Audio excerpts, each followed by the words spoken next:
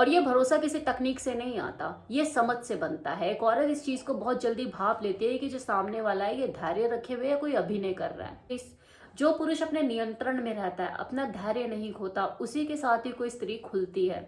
अब यहाँ पे धैर्य रखने का मतलब निष्क्रिय हो जाना नहीं है कि आप डीएक्टिवेट ही हो गए।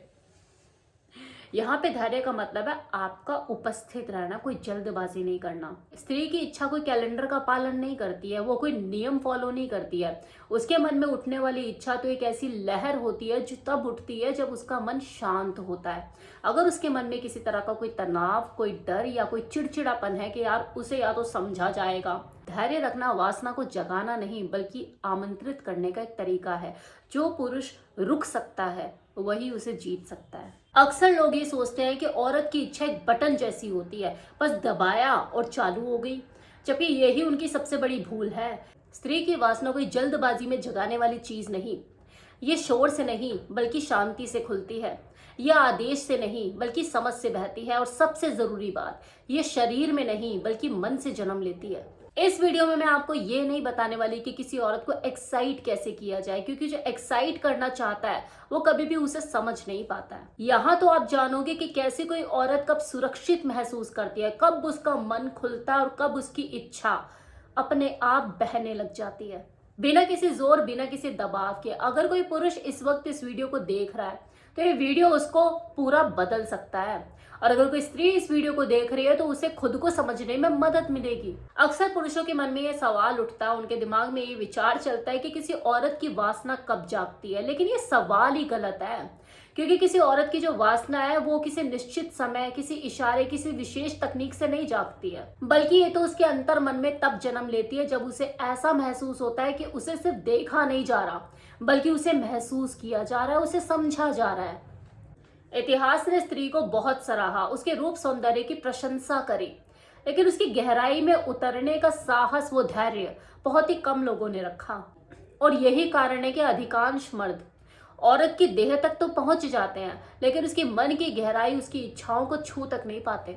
वो बस यही सोचते रह जाते हैं कि पता नहीं इसकी वासना कब जागेगी। भाई, एक औरत का शरीर जो है ना, वो तो उसका द्वार है। असली यात्रा तो उसके मन में शुरू होती है, उसके भीतर चलती है। जब कोई उसके शब्दों से पहले उसको सुन ले, जब कोई बिना भूख के उसकी आंखों में देख पाए, जब कोई उसके साथ रहकर भी उसे पाने की जल्दी में ना हो, तब उसकी वासना जागती है। तब उसके भीतर कुछ धीरे धीरे पिघलने लगता है। और ये उसका पिघलना शोर नहीं करता, कोई घोषणा नहीं करता, बस ये होने लगता है। पुरुष की ऊर्जा एक विस्फोट जैसी होती है, क्षणिक भर और जल्दी समाप्त होने वाली।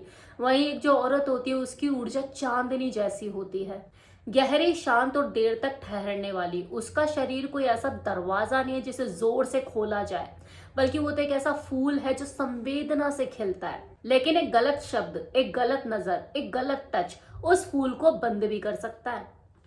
वही एक ऐसा टच जिसमें कोई जल्दबाजी ना हो, एक ऐसा मन जो कुछ साबित नहीं करना चाहता, वो उसे भीतर तक खोल सकता है। उसकी इच्छा से, स्पर्श से नहीं बल्कि वो माहौल से भी जागती है, जहां उसे सुरक्षा मिलती है। और जहां उसे असुरक्षा महसूस होती है, उसका शरीर खुद ब खुद सिकुड़ने लगता है, वो खुद को बचाने लगता है। अक्सर पुरुषों को ऐसा लगता है कि औरत की दूरी मतलब उसके अंदर इंटरेस्ट की कमी, जबकि उसके अंदर इंटरेस्ट की कमी नहीं होती है। ये दूरी कई बार सुरक्षा की कमी की वजह से भी हो सकती है। औरत खुद में तब खुलती है जब वो खुद को समझती है कि हाँ, उसकी भावनाएं, उसकी कमजोरी नहीं समझी जाएंगी। उसकी ना को उतना ही सम्मान मिलेगा जितना उसकी हाँ को। यही भरोसा उसके भीतर की पहली गांठ को खोलता है। स्त्री की इच्छा कोई कैलेंडर का पालन नहीं करती है, वो कोई नियम फॉलो नहीं करती है। उसके मन में उठने वाली इच्छा तो एक ऐसी लहर होती है जो तब उठती है जब उसका मन शांत होता है। अगर उसके मन में किसी तरह का कोई तनाव, कोई डर या कोई चिड़चिड़ापन है कि यार उसे या तो समझा जाएगा, उससे बदला जाएगा या उसे दोषी ठहराया जाएगा, उसका शरीर खुद ब खुद बंद होने लगता है।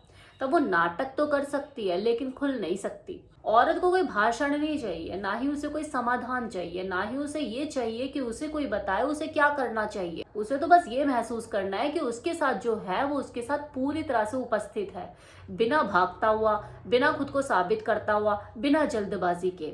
जब कोई पुरुष अपनी जल्दी छोड़ देता है ना, तो एक औरत अपनी असुरक्षा खुद छोड़ देती है।